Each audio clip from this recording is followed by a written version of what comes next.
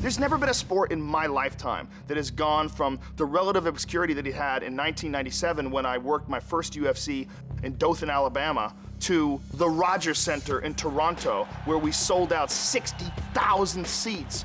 That growth is directly attributable to the success of the first season of The Ultimate Fighter.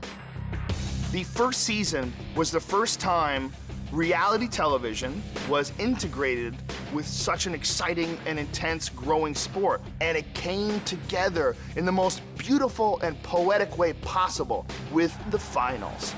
The crowd in here is just on its feet. Oh, uppercut just missed.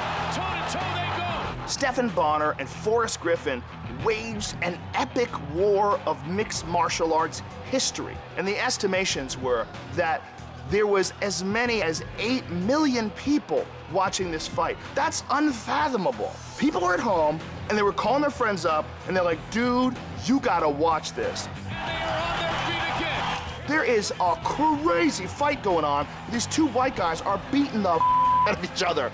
And that was the birth of modern mixed martial arts. That was the fight that put it on the map.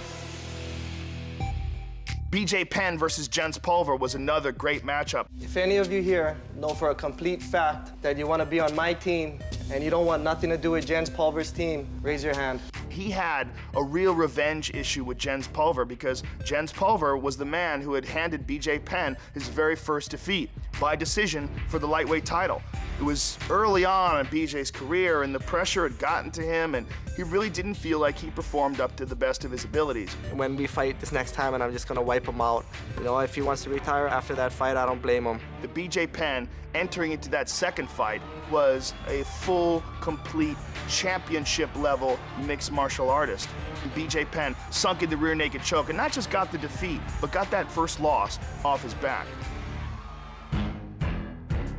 Rashad Evans and Quentin Rampage Jackson. You talk, I win. I got more knockouts than you. All you do is talk. You knock out. You don't got 1 or 2 people. You think you're the man. That may have very well been the most entertaining matchup of coaches. I didn't fought 2 Did fights. you take the fight in May? No, I didn't take Okay it. then. I didn't take it. I didn't take the fight. I didn't take the fight. Well. When they got face to face and Rampage was telling him, treat me like a bitch, and Rashad was saying, you're a bitch. Bitch.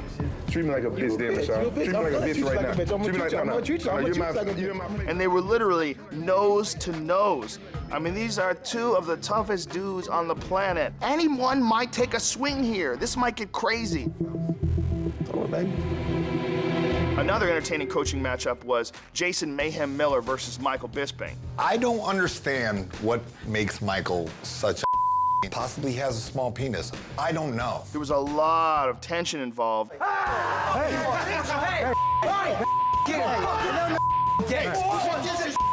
Fighters get caught up, not just in the fighters that they're about to face, but having their team do well against the other team.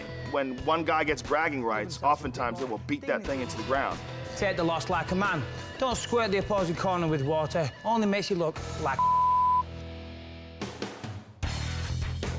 Dominic Cruz defends his title against Uriah Faber at the end of this season of The Ultimate Fighter. Dominic, if you're out there, hide your kids, hide your wife. They will first coach against each other, and to make it even more exciting, for the first time ever, the results will be live. And that's one of the more interesting aspects of this season of The Ultimate Fighter. It's not gonna be like we have to have the fights, put them in a can, and then the audience will get to see them at some point in time in the future. Definitely an added element of excitement to this season's Ultimate Fighter.